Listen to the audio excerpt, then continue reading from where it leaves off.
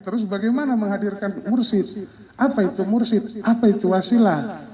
Semalam saya ditanya sama satu dokter IAIN lulusan Kairo, waktu saya membawa presentasi ayat guru di depan 16 dokter.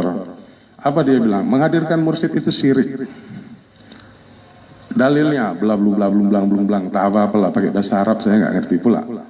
Jadi saya bilang, mohon dah siap? Saya jawab. Saya akan menjawab dengan pemikiran Profesor Kadirun Yahya. Saya bilang, kalau memang teori saya salah, tolong bantah, cari teori yang lain.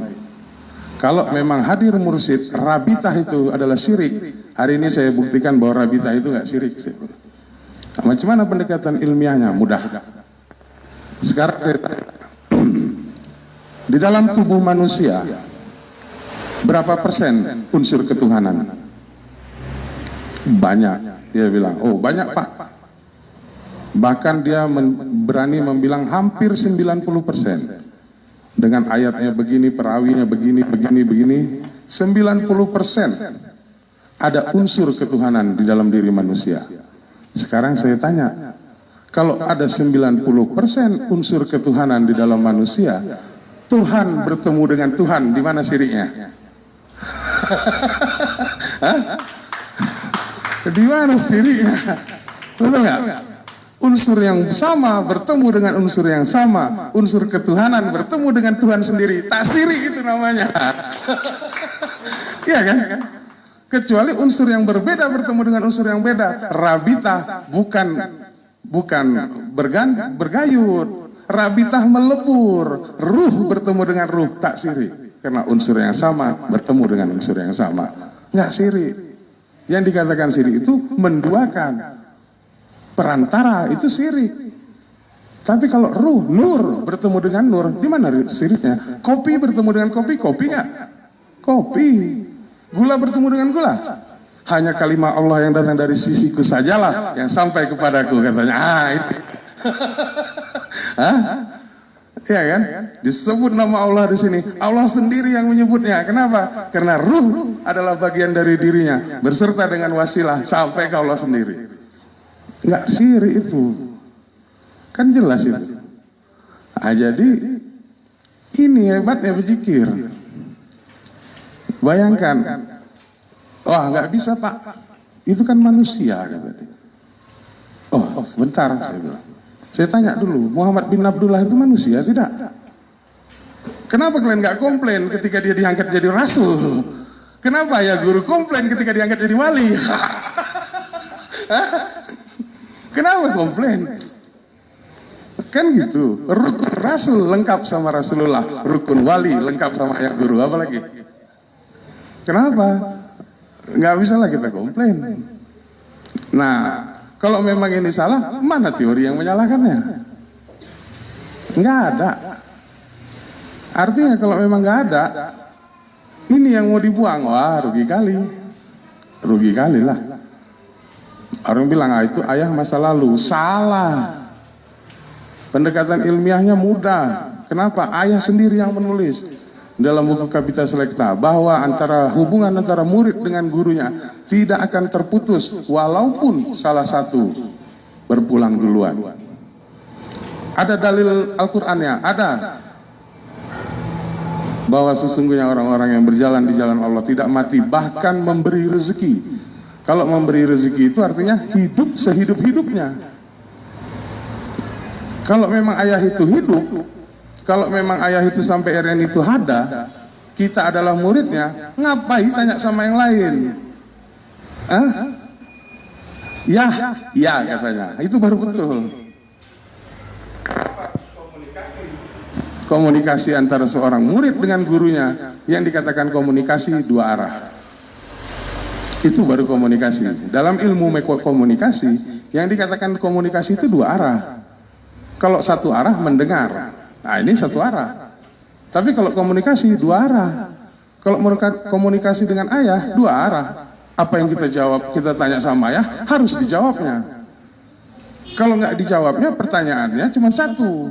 Bukan ayah yang salah, kau cakap sama siapa, itu yang harus ditanya.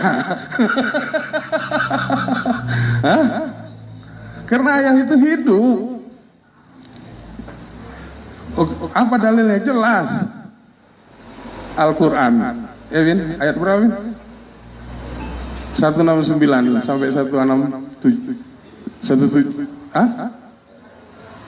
Al-Imran. Sampai hafal saya ayatnya itu karena saking seringnya. Wala tahsabanna allazina qutilu fi sabilillahi amwata bal ahyaun inda rabbihim yurzakun farihina bima atahumullahi min fadli wa yastabsiruna billazina lam yalhaqu bihi man qalfihim. Itu dia. Bahwa sesungguhnya aku hidup, bahkan aku memberi rezeki. Al-Quran. Kalau kayak gitu ngapain dicari guru yang lain? Betul gak? Kalau dia hidup, cakap, dekat, ada, enak kali. Enak kali. Sama, saya kenapa kok pede kali cakapnya? Saya berani, saya bilang sama mama, saya bilang saya bersumpah siap ayah itu hidup. Kenapa? Karena saya hampir mati. Waktu saya sakit kaki, tensi saya 60/40, semua dokter bilang Bang Kiki itu udah mati. 60/40 itu mati. Waktu itu ayah datang, saya tanya, Nek, mau mati nih? Enggak, belum, hidupnya itu balik. Hidup balik.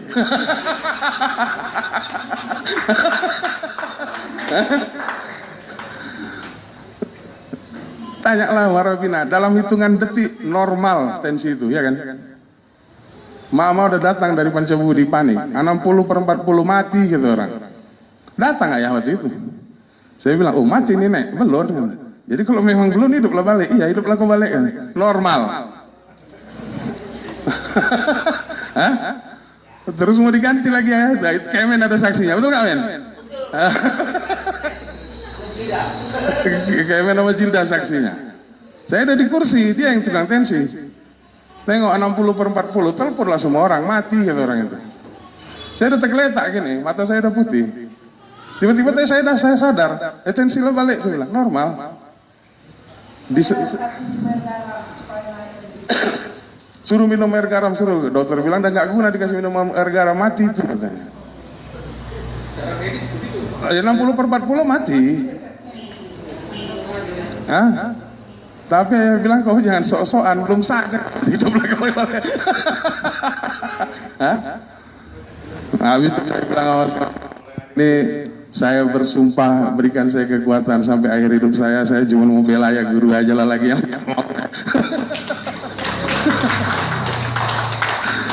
makanya saya nggak peduli lagi udah hidup sampai hari ini.